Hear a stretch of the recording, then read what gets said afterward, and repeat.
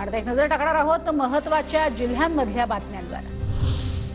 राज्यात पुढील 2 दिवस होरपळीचे 40 अंशांवर राहण्याची शक्यता। विदर्भात उष्णतेच्या लाटेचाही इशारा। रात्रीच्या उकाड्यात वाढ होण्याचाही अंदाज।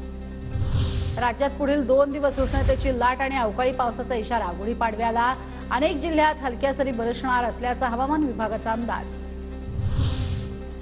सोलापूर जिल्ह्यात मोठ्या प्रमाणात पाणी टंचाई। जिल्ह्यात 34 गावांना टँकरद्वारे पाणी पुरवठा, तर हजारो हेक्टरवरील पिकं धोक्यात।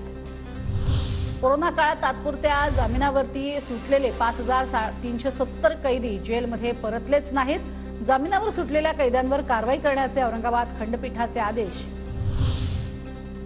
नांदेड जिल्ह्यात हळद काढणीला सुरुवात। वातावरणातील लहरीपणामुळे यंदा हळद उत्पादनात घट, मात्र हळदीला चांगला दर मिळत असल्याने शेतकऱ्यांना दिलासा। पंढरपूरच्या विठ्ठल रुक्मिणी मंदिरात 19 एप्रिलला चैत्र यात्रेचा सोहळा। यात्रेनिमित्त 15 एप्रिल ते 21 एप्रिलपर्यंत भाविकांना मुखदर्शन मिळणार। तर जतन संवर्धनामुळे यंदा चंदनउटी पूजा बंद करण्याचा निर्णय। नाशिकच्या सप्तशृंगी देवी गडावर 16 एप्रिलला चैत्रोत्सव साजरा होणार। विविध कार्यक्रमांचं आयोजन।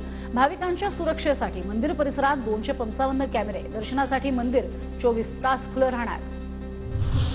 वाशिम जिल्ह्यात महावितरणनं 150 ग्रामपंचायतींच्या पाणीपुरवठा योजनेचा वीज पुरवठा बंद केला।